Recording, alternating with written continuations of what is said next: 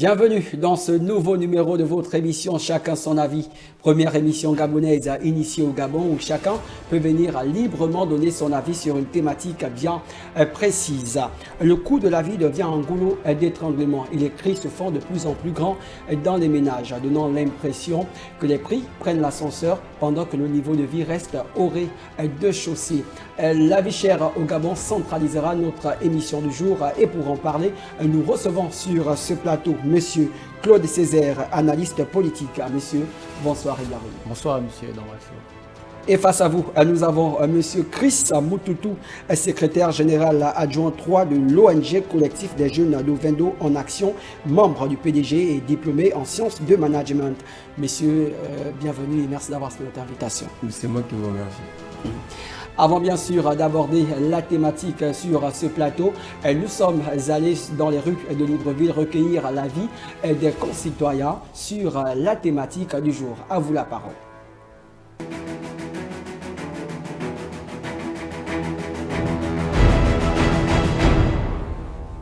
La vie chère au Gabon, c'est un sujet dont on parle un peu plus tous les jours, mais on a l'impression que le gouvernement en place ne prend pas les mesures adéquates pour essayer d'arranger les prix. Vous allez au marché, les prix flambent, vous allez dans les supermarchés, les prix flambent et c'est très compliqué.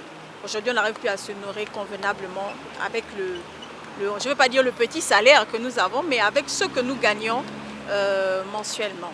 Et c'est très compliqué pour nous. Bon, le problème de la vie chère au Gabon aujourd'hui, d'abord, le ménage a pris un gros coup. Donc nous, les familles, nous en sortons par rapport au panier de la ménagère.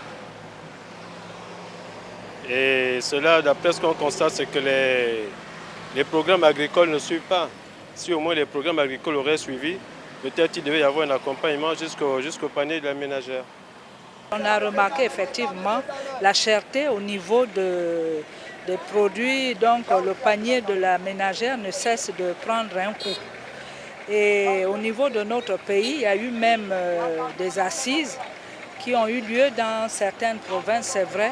Et jusqu'au jour d'aujourd'hui, c'est vrai, nous n'avons pas les conclusions de ces assises qui devaient normalement se passer au niveau de Libreville. La dernière conférence devait se passer au niveau de Libreville. Et ce dont les populations attendent tout justement les conclusions de ce qui a été dit. Sinon, bon, pour les populations, c'est vrai, tous les jours, ils constatent que les biens, surtout les biens de première nécessité, les prix augmentent. C'est catastrophique en fait. On se rend compte aujourd'hui que tout coûte cher, c'est invivable. Tout coûte cher, je ne sais pas comment les Gabonais peuvent s'en sortir avec des prix aussi élevés pour divers produits en plus. La vie chère est un phénomène qui prend de plus en plus d'ampleur au Gabon, donc qui est réel déjà. Et c'est un problème qui dérange énormément les citoyens que nous sommes. D'accord ? Donc, qu'est-ce que j'en pense? C'est quelque chose qui dérange énormément la population gabonaise.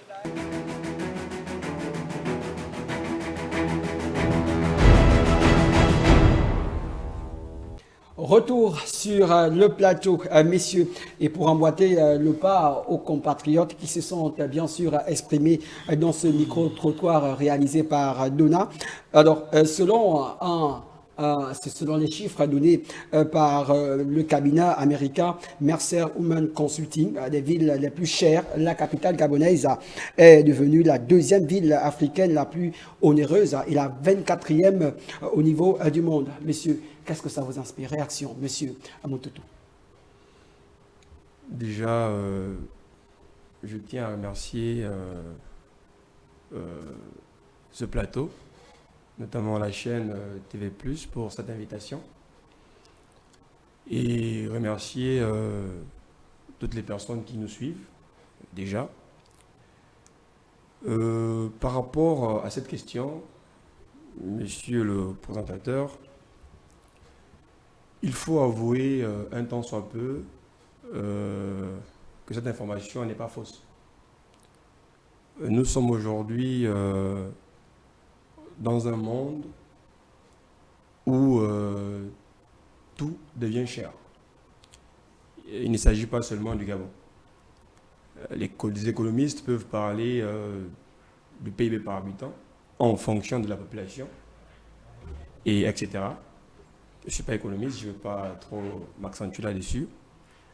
Après, pour revenir au sujet, notamment la vie chère au Gabon, il faut d'abord voir qu'il y a des causes. En ce qui concerne le Gabon, il y a des causes. Si on prend les années 80, le coût du pain ne coûtait pas excessivement cher qu'au jour d'aujourd'hui, en 2023. Mais il y a une raison.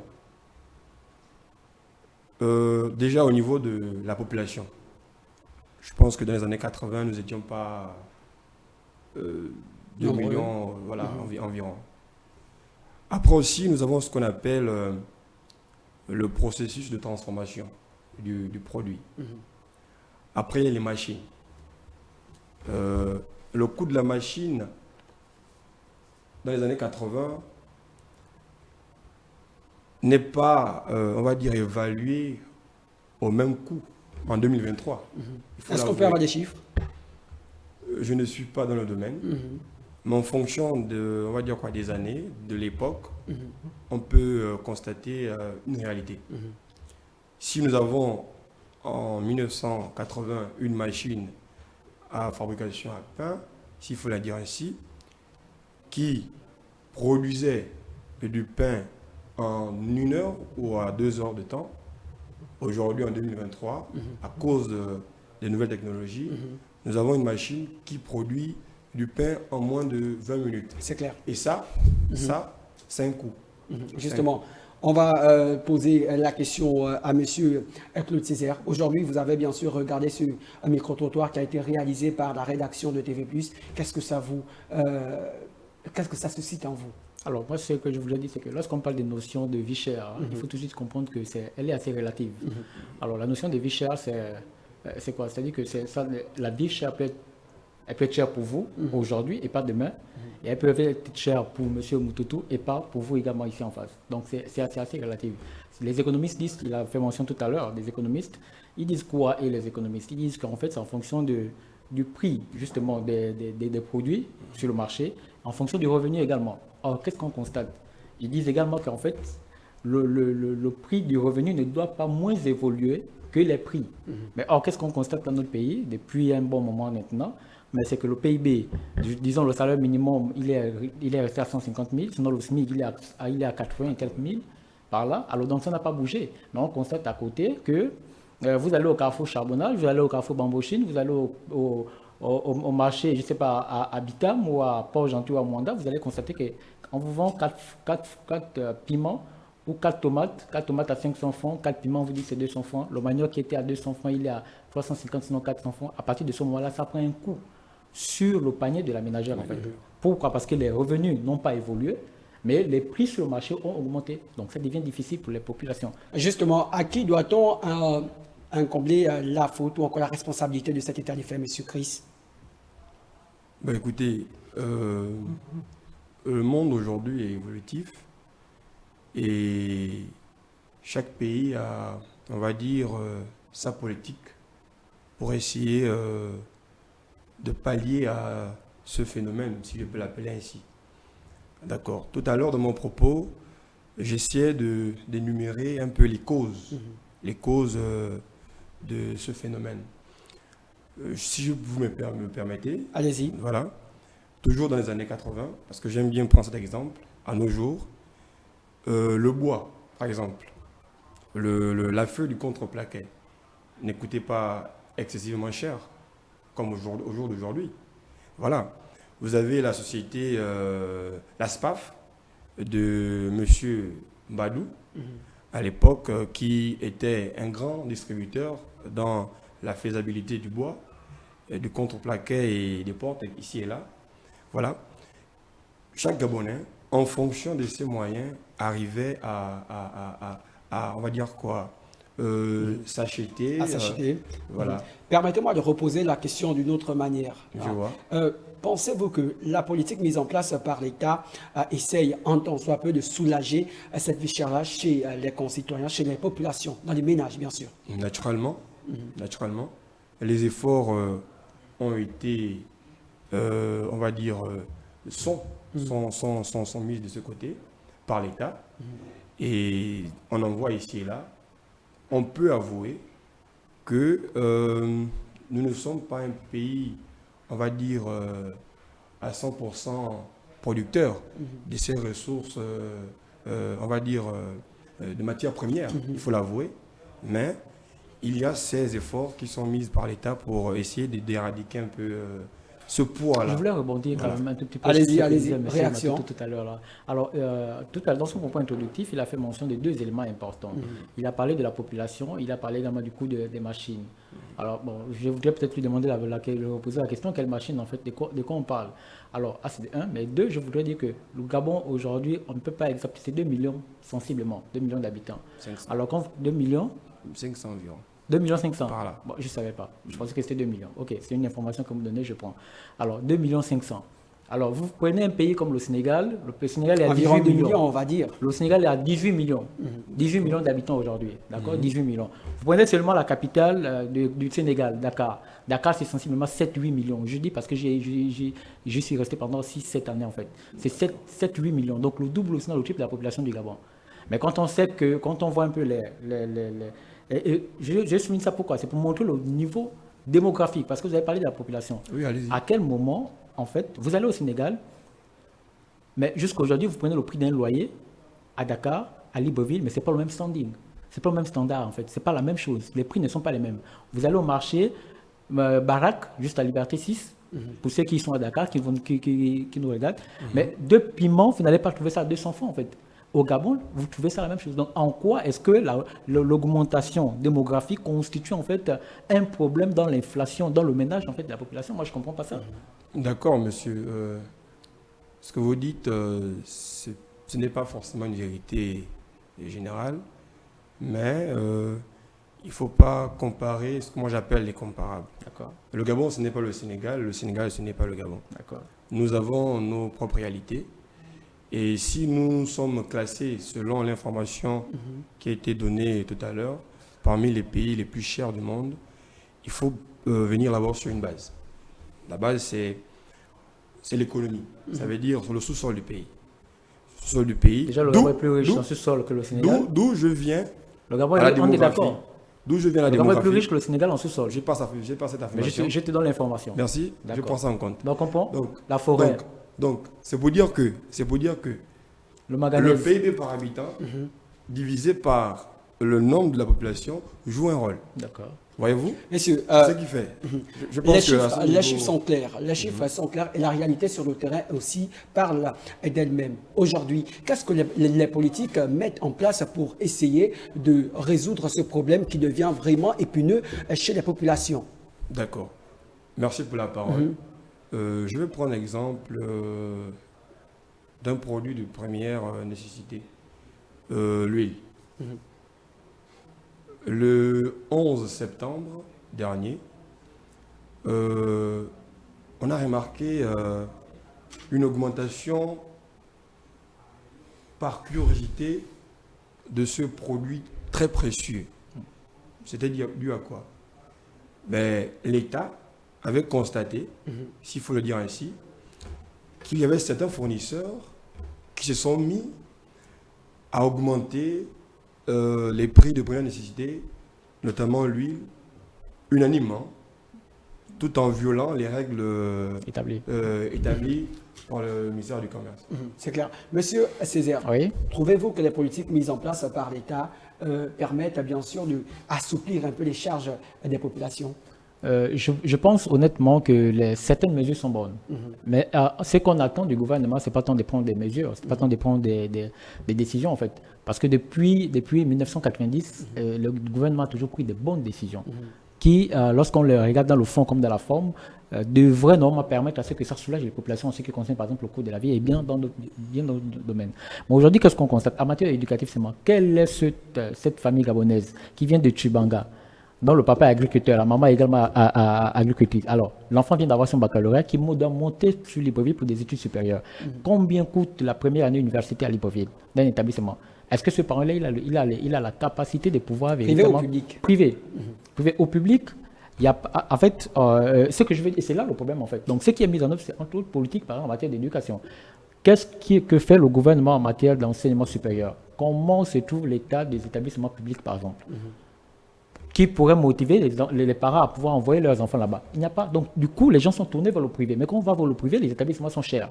Qu'est-ce qu'on fait de ces enfants-là, finalement? Ça, c'est pour l'éducation. Quand on prend en matière de santé, c'est la même chose. On prend en matière de panier de la ménagère. Mais c'est le même principe également. Les décisions sont bonnes. Ce qu'on attend du gouvernement, c'est de passer à l'action, c'est de mettre en œuvre. En quoi faisant, par exemple? Il s'agit au niveau sur certains produits, par exemple, lever en ce qui concerne les taxes, par exemple.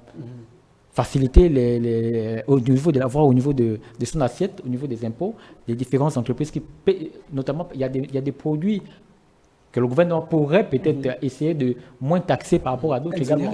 Exonérer, simplement, dans ce sens-là. Donc on attend juste la mise en œuvre, parce que cette décision-là, on sort d'une concertation où on a invité toute la classe politique à pouvoir discuter justement cela. On attend la mise en œuvre de cette décision en fait. Monsieur Chris, et pourtant tous les gouvernements qui se sont précédés sous on va parler bien sûr la présidence de Monsieur le Président Ali Bongo Ondimba ont mis au centre le social. Qu'est-ce qui peut expliquer que malgré toute la politique ou encore les politiques qui ont été mises en place pour essayer de résoudre le problème de la vie chère au Gabon, les Gabonais n'arrivent pas jusqu'à présent à sentir l'effort qui est bien sûr fait par le gouvernement? Très bien. Je vais d'abord recadrer un peu les choses. Ici, nous ne parlons pas de l'éducation, nous parlons de la vie chère au Gabon. Mais l'éducation, c'est une sorte de vie chère. Juste d'arriver.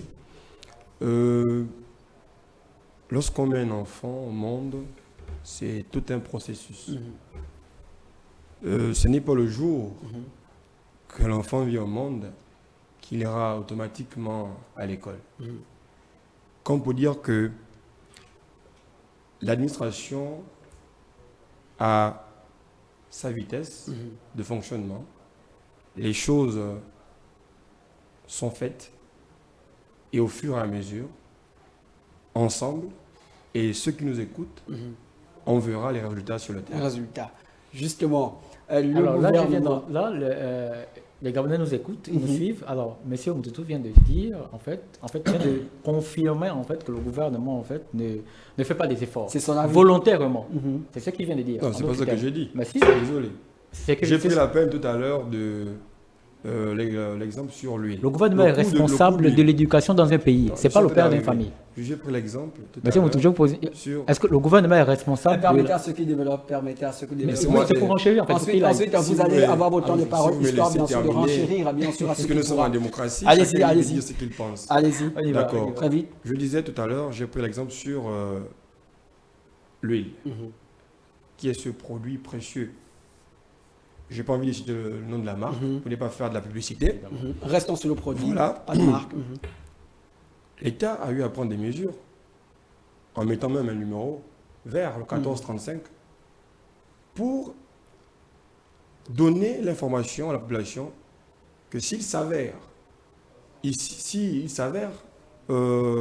qu'un fournisseur, sinon un commerçant, se met à augmenter du prix, ce 1435, on peut l'appeler. Après aussi, l'État a réorganisé la chaîne de distribution au niveau de l'huile de cette huile.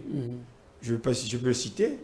Ils ont essayé de effacer certains fournisseurs pour ne recadrer que donc par Mbolo, distributeur, Faubert Gabon, etc. Justement, voilà, j'en passe. Et si on comprend bien sûr à les dire de M. Moutoutou, l'État fait d'énormes efforts pour essayer de recadrer la situation. Est-ce qu'on ne peut pas, bien sûr, se demander ou encore se poser cette question qui est devenue vraiment populaire chez les Gabonais?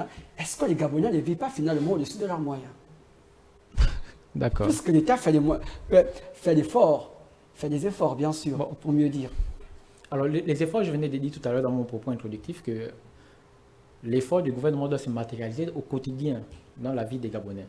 Le gouvernement, il est responsable en ce qui concerne tout ce qui est politique en matière agricole, en matière sociale, en matière éducative. C'est le gouvernement qui est responsable de cela, qui met en place justement les moyens pour permettre aux citoyens de pouvoir, eux, prendre en charge.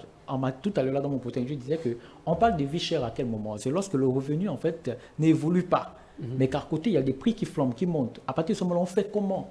Comment on fait? On ne s'en sort pas. Donc les Gabonais ne vivent pas au-dessus de leurs Mais moyens. les Gabonais ne vivent pas au-dessus de leurs moyens, en fait. Ils ne vivent pas. Comment expliquez-vous que dans la loi des finances, je parle elle est là, la loi des finances, elle existe de cette année 2023. Alors, il y a 100 milliards et quelques qui ont été affectés pour l'organisation des élections politiques dans ce pays. Mais à côté de ça, vous regardez le budget de l'éducation nationale, le budget de la santé. Ce sont des secteurs prioritaires dont la vie est... voilà, pour se soigner, c'est difficile. Au Gabon, c'est cher.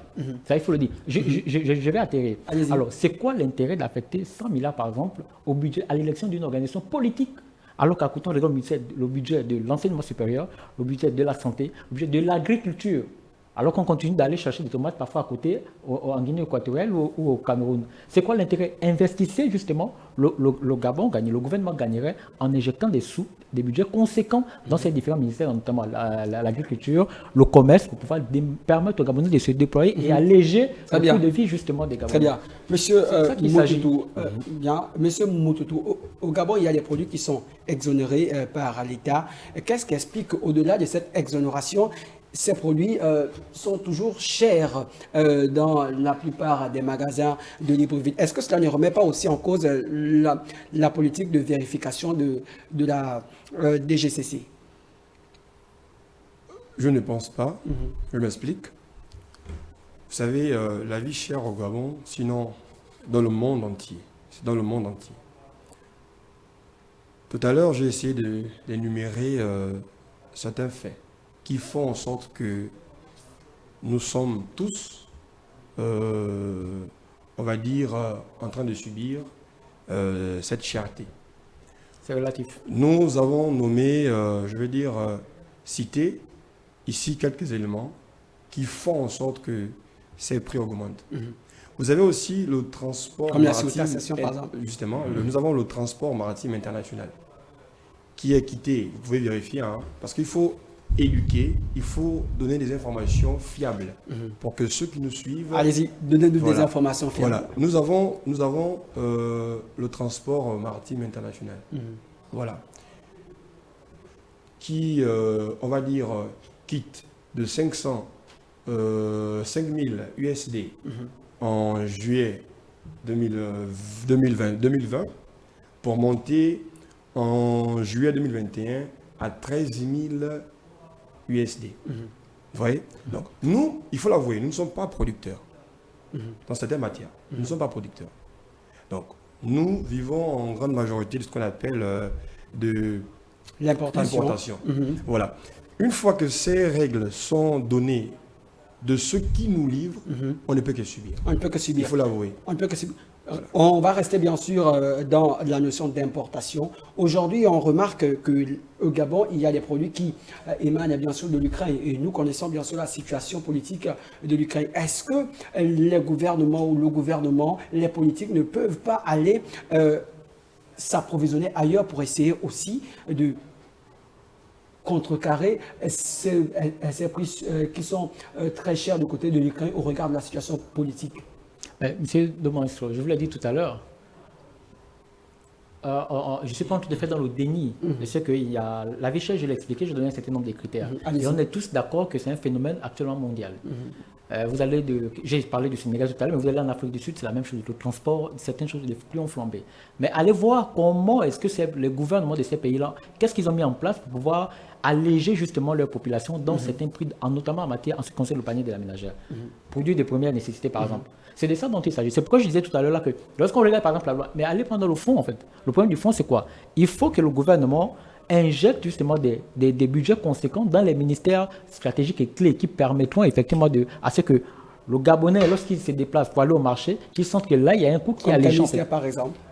Par exemple, au ministère de l'économie, au ministère du commerce, au ministère de l'agriculture. On a nos terres, elle est fertile. C'est la même terre au Cameroun, au Congo.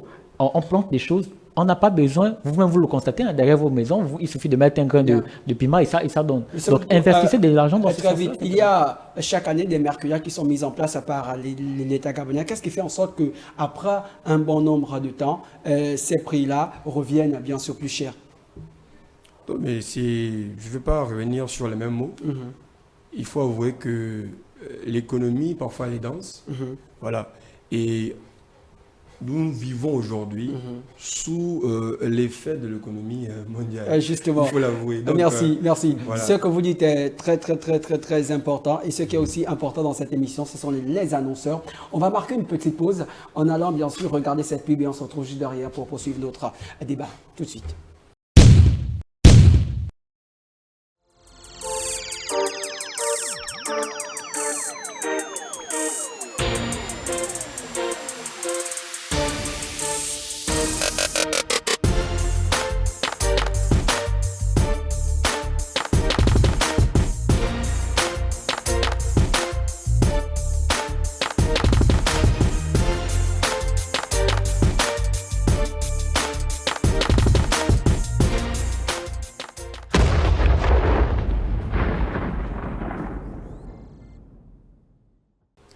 Vous êtes dans le cadre de votre émission Chacun son avis, première émission gabonaise initiée au Gabon, où chacun peut venir donner librement son point de vue, encore son avis sur une thématique bien précise. Et aujourd'hui, nous parlons de la vie chère au Gabon. Et pour en parler, nous recevons sur ce plateau Monsieur Claude Césaire, analyste politique gabonais.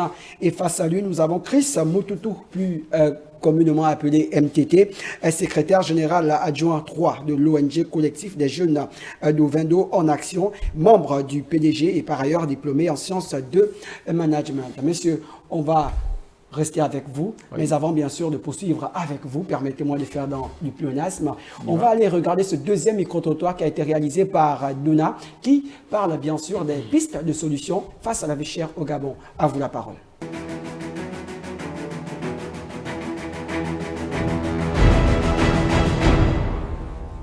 Il faudrait qu'on crée un mécanisme pour pouvoir améliorer ces conditions-là. Parce que nous, normalement, en tant que citoyens lambda, nous souffrons. Et cela nous pose d'énormes problèmes. Comment concevoir quand on va dans une boutique ou bien dans un endroit, on voit un prix, par exemple de 1000 francs. Lorsqu'on va chez le détaillant, on essaie d'acheter le produit se trouve à 1500. On trouve qu'il y a un problème. Donc, on ne sait pas si réellement ceux qui viennent sur le terrain faire des contrôles font réellement les contrôles ou encore ils viennent pour faire autre chose sur le terrain. Lorsqu'on essaie de se rapprocher des boutiquiers, de demander pourquoi c'est ainsi une demande d'aller auprès de la DGCC ou encore auprès de l'hôtel des villes, on s'est dit non, il y a problème.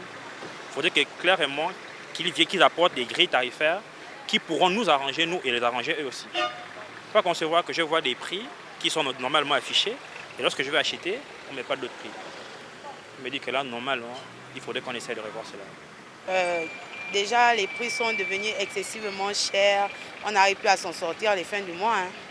Déjà, si ton mari te donne 50 000, avec 50 000, tu ne peux rien ressortir parce que le carton de poulet est déjà à 15 000, le sac de riz est déjà à 30 000. On ne sait plus, les bidons d'huile sont à 2500.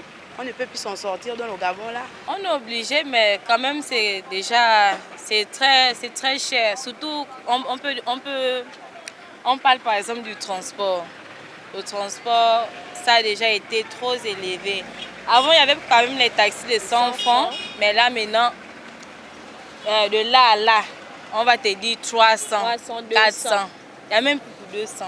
Donc c'est compliqué. L'huile par exemple, avant, l'huile qu'on fait au Gabon, le sucre, c'était 1100 francs. 1100 francs, là c'est 2000, 2100 francs, 1800. Là c'est compliqué.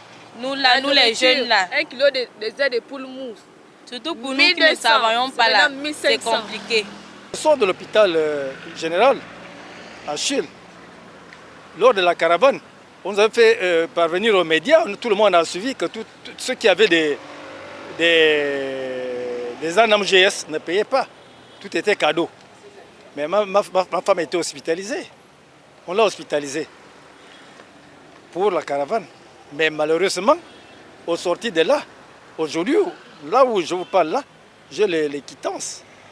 Où on m'a fait payer une facture de 54 660 francs. Moi, je ne travaille plus. J'ai 15 gosses. Vous vous rendez compte, pour les nourrir, on fait comment? Je fais comment? La vie est chère à tous les niveaux.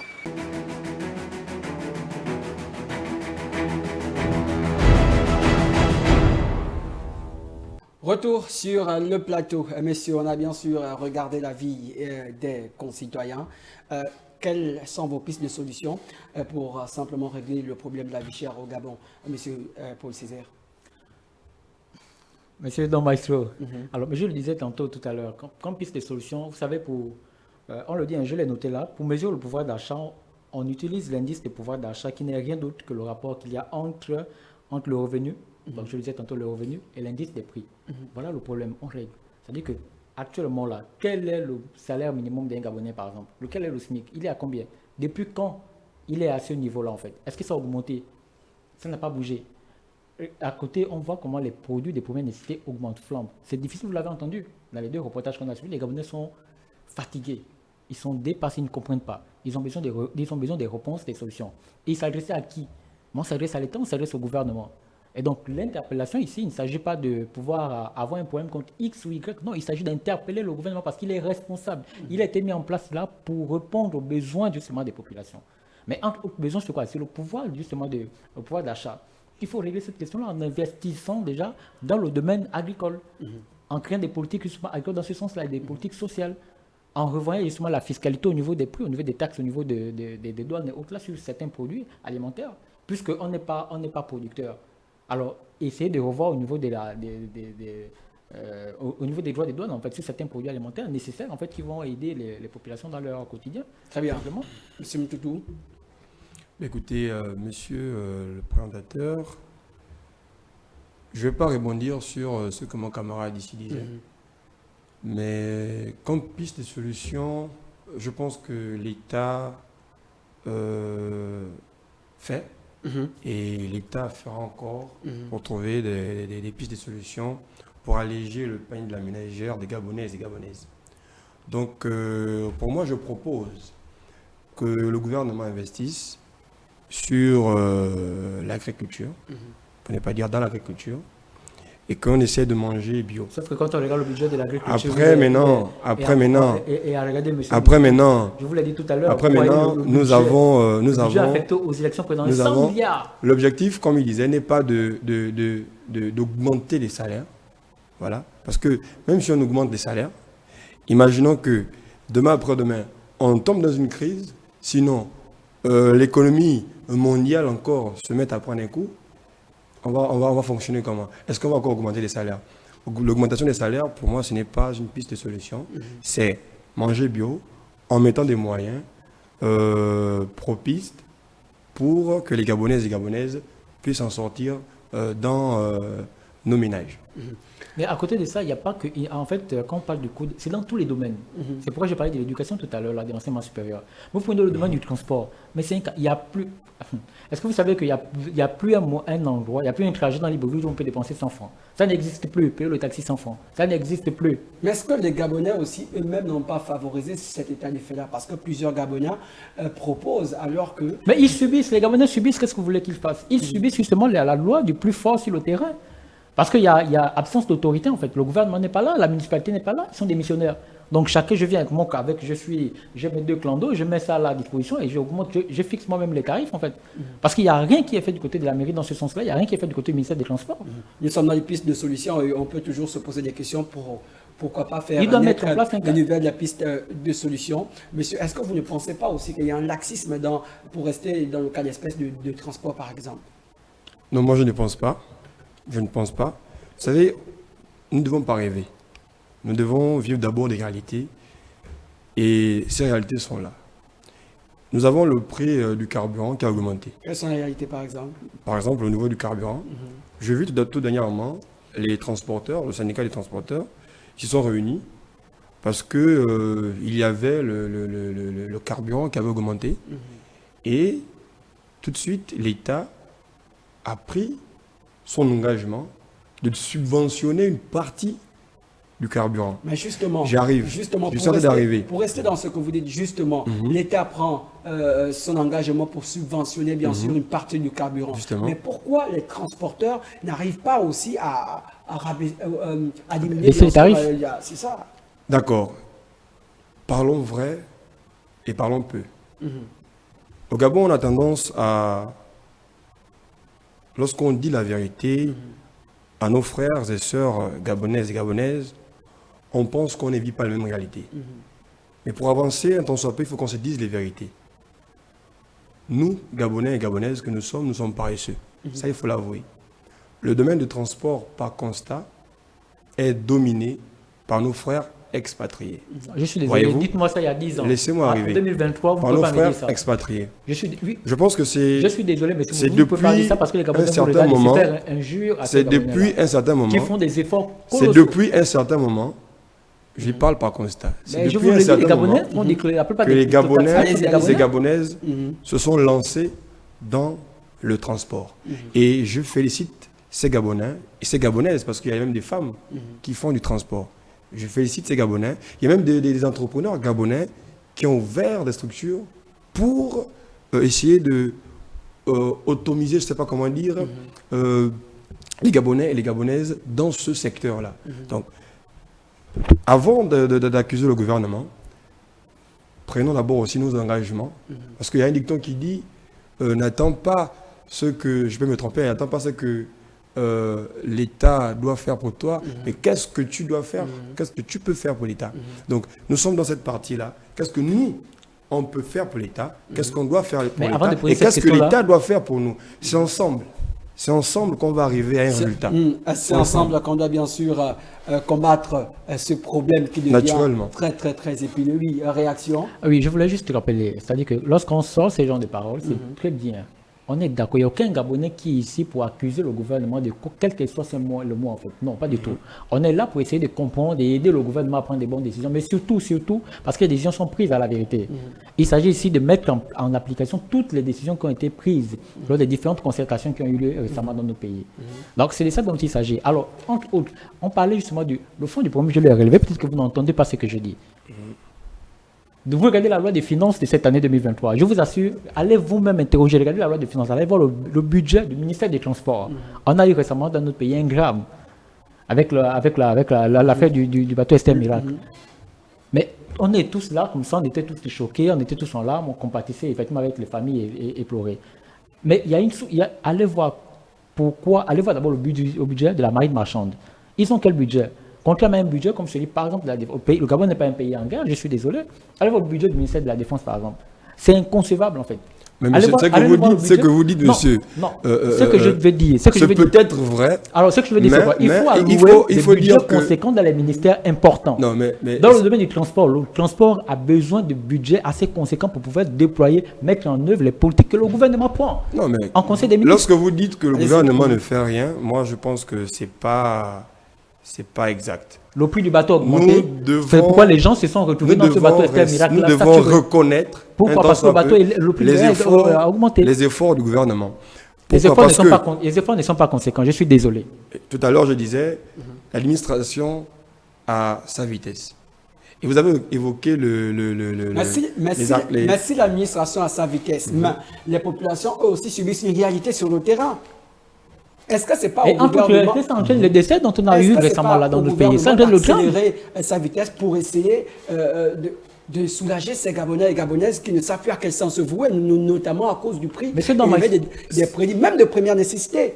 Regardez si vous avez la parole. C'est pourquoi, pour revenir, pour être cadré dans le sujet, c'est pourquoi le distingué camarade président, son Excellence Ali Bongo Ondimba, lors de son discours, a pris de grandes mesures.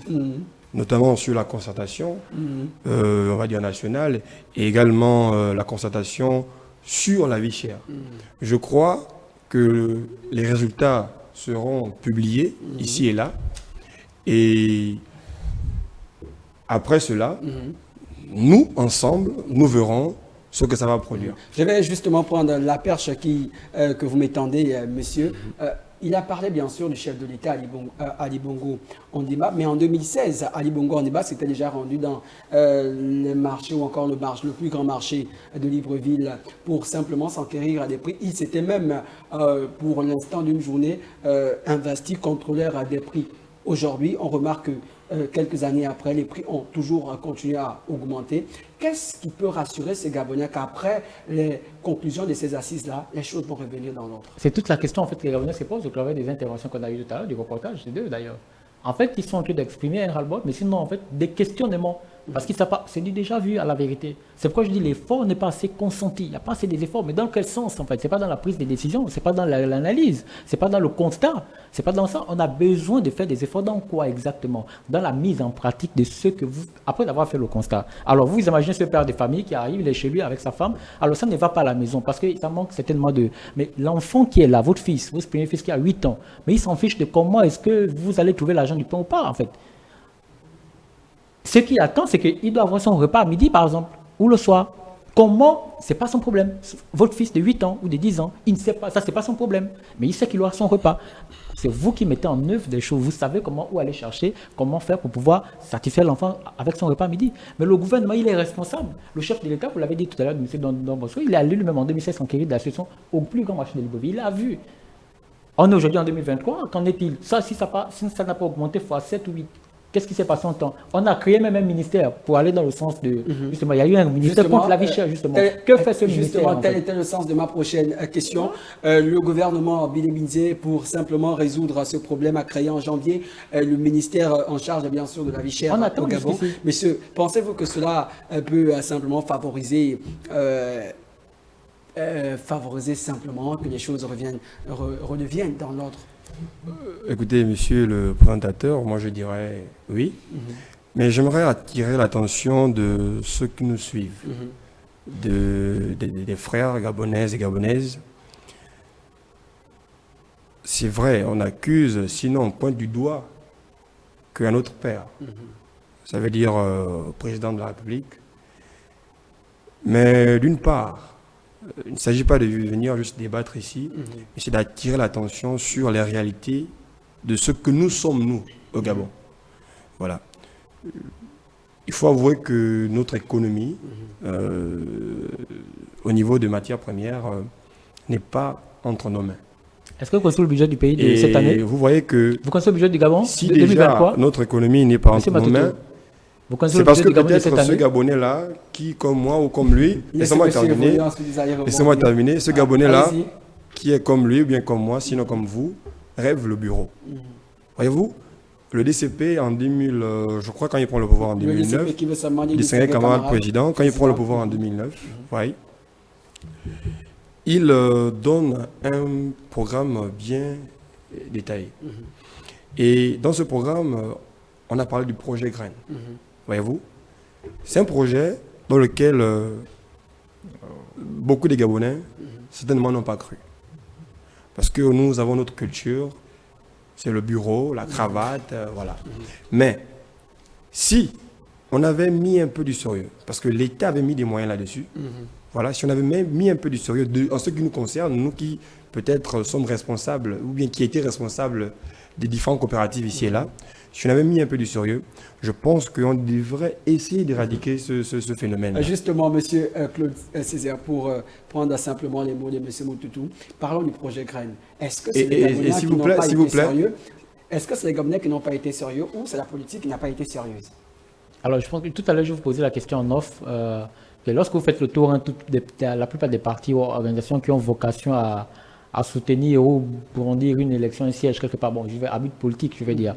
Vous allez vous rendre compte que les motivations de ces personnes-là sont beaucoup plus, comme il le soulignait tout à l'heure, être dans un bureau, avoir un poste. Ce n'est pas cela. Moi, je n'ai jamais conçu l'engagement politique comme l'alignement derrière un homme ou un parti politique.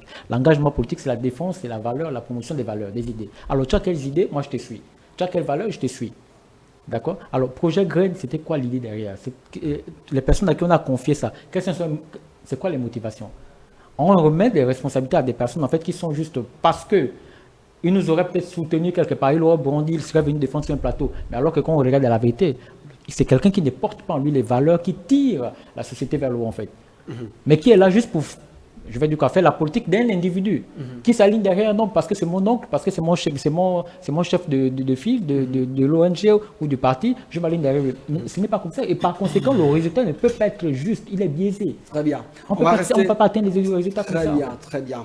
On va rester sur les pistes de solutions en matière d'énergie. Par exemple, d'après une étude des prix mondiaux réalisée par le site britannique Kabel-Kou, excusez-nous, on entend un peu de l'anglais, messieurs et dames.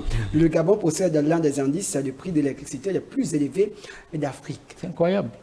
Réaction? et pistes de solutions, par exemple, pour essayer de rectifier le tir.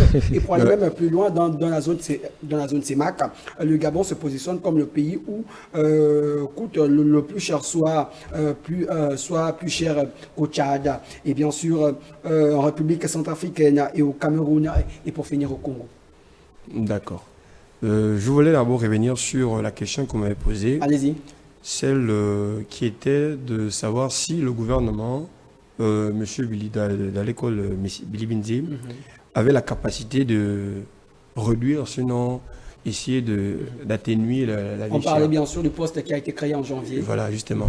Qui est dirigé par M. Ndemesorobian. Justement. Donc, moi, je peux affirmer, je dis oui, il y a cette capacité, et nous attendons ensemble les résultats. Alors, pour revenir sur la question, vous savez, j'aime pas les comparaisons. Le Gabon, ce n'est pas le Tchad.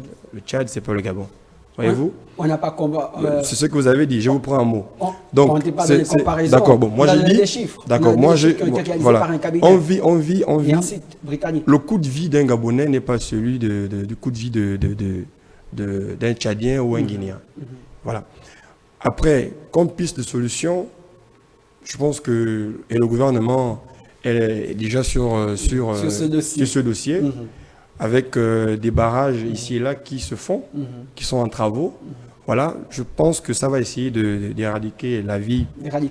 On va dire quoi, chère dans ce domaine. Un peu le coût voilà. Après aussi, il faut reconnaître. Le Gabon en Afrique centrale, sinon le fonctionnaire gabonais en Afrique centrale, il faut le dire ainsi, elle est des fonctionnaires les mieux payés, les plus mieux payés en Afrique. Ça aussi, il faut dire que... Avez-vous des chiffres? Mais naturellement. Tout à l'heure, il disait que... Tout à l'heure, il faisait allusion au SMIC qui était de, je crois, 80 et quelques mille. Sinon, au salaire de base, 150 000. C'est pas rien. Contrairement aux fonctionnaires... C'est en fonction de quoi? Mais voilà pourquoi je parlais du PIB par habitant. C'est en fonction de quoi? C'est ça, vous voyez, quand on divise le PIB par habitant... C'est ça qui fait la richesse. C'est pourquoi j'ai posé la question tout à l'heure, quel était le budget de 2023 par exemple de l'État du Gabon.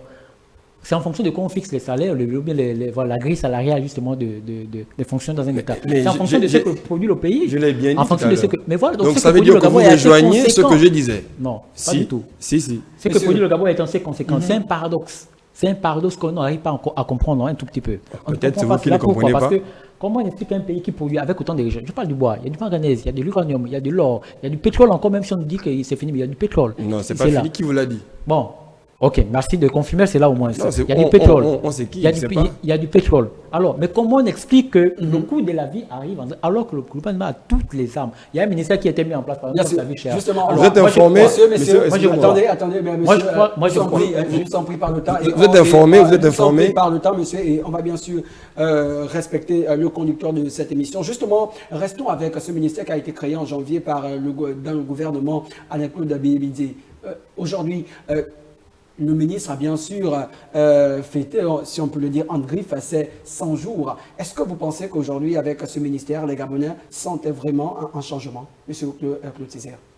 Alors, avec ce ministère et avec la nouvelle équipe du gouvernement, je pense qu'il y a un problème de casting également. Il y a des personnes, je crois qu'il faut arrêter. Lorsqu'on veut aller avec un tel... Pensez-vous que celui qui occupe ce poste ne mérite pas ce poste, puisque vous parlez de casting, par exemple? Je vais en arriver. C'est-à-dire qu'à un moment donné, par rapport à une crise bien précise dans notre pays, il faut s'armer avec des compatriotes compétents, avec des rompus à la tâche, qui aiment le Gabon. Pas pour ce que le Gabon te donne, mais pour ce que tu fais pour le Gabonais se soigner.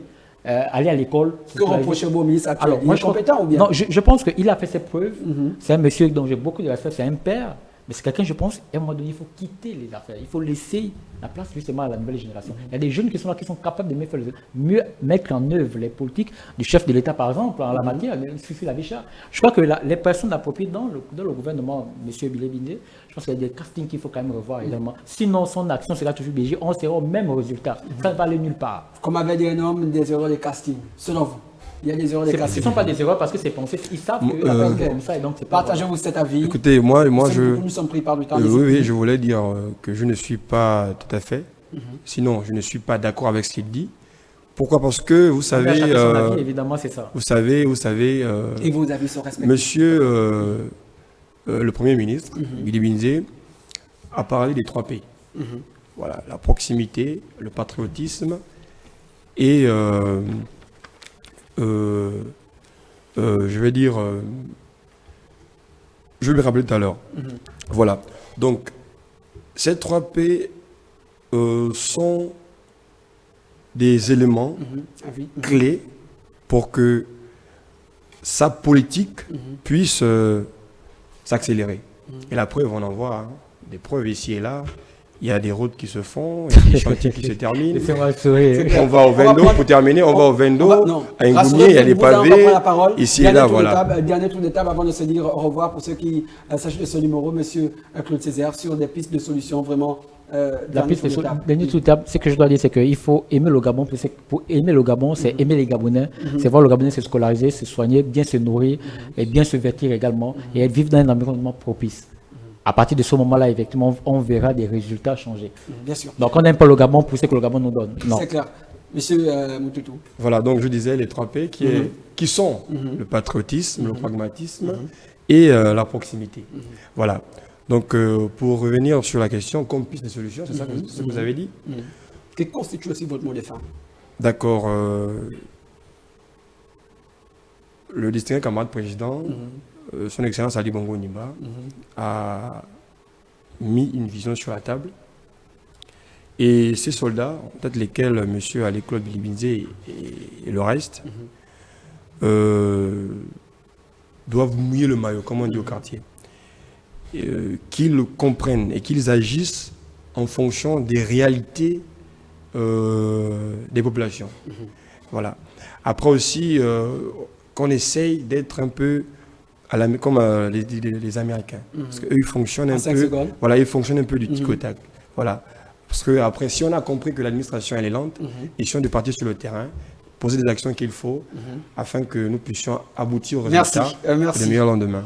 Voilà, chers téléspectateurs, pour ce numéro, nous avons parlé de la vie chère au Gabon et nous avons reçu sur ce plateau M. Claude Césaire, analyste politique, et face à lui, nous avons eu M. Chris Moutoutou, secrétaire général adjoint 3 de l'ONG collectif des jeunes d'Ovendo en action, membre du PDG et par ailleurs diplômé en sciences de management. On se donne rendez-vous dans le cadre d'une prochaine émission et pourquoi pas d'un prochain numéro avec une autre thématique, clin d'œil très spécial à toute l'équipe qui a rendu possible cette émission. On pense comme ça à Ulrich, Sima et Adona. N'oubliez pas, les mots sont l'expression d'une société.